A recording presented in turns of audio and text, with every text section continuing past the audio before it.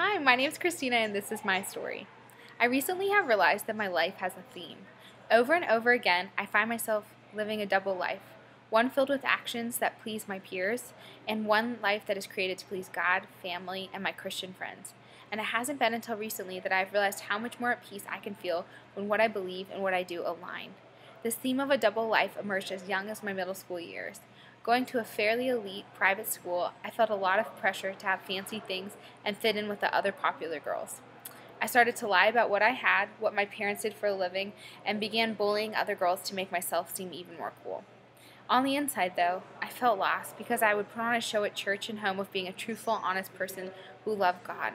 Eventually, my lies were exposed at school, and I found myself utterly alone with no friends. It was then that I accepted this Jesus I had always heard of into my life out of pure desperation. He completely changed me. I began to feel full and sure of whom I was in Him. My faith in Jesus continued to grow, and my life felt unified until my sophomore year of high school when I was diagnosed with cancer.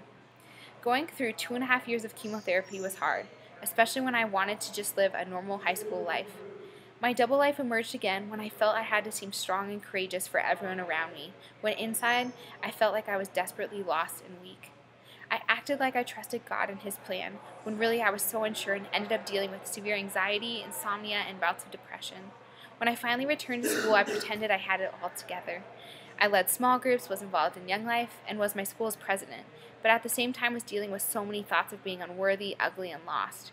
As a result of these feelings, I put much effort into achieving and also began to develop an unhealthy relationship with food and working out. Although I believed in Jesus and had a relationship with Him, my trust was placed in other things. The summer going into college, I tried to bring my two lives together again. I saw college as an opportunity to start fresh. However, the opposite happened. I got involved in the party scene very fast and began seeking approval from boys even though I was dating someone at the time. However, on Wednesday nights, I would try to make an appearance at Fish, a Christian group on campus, and I always made sure to go to Crew Bible Study to make sure my Christian image was upheld. It wasn't until my sophomore year when I went to Crew Winter Conference that I realized I had once again fallen into the trap of a double life. However, this time I didn't lie to myself about it. When a mentor of mine, Michelle, asked me if I was truly ready to be challenged in my faith, for the first time I said no, because I was not ready to honestly give up the fun life I was living. After I said no, I could feel the discontinuity in my life. I knew it was wrong that I did not want to honestly trust God with my life, but I also did not want to continue to be fake and lie. A few weeks later, after much deliberation and thinking, I decided I was ready to truly give my life to Jesus in full. Since then, I have never felt more at peace. The fact that my choices and actions finally are in line with what God wants is so refreshing.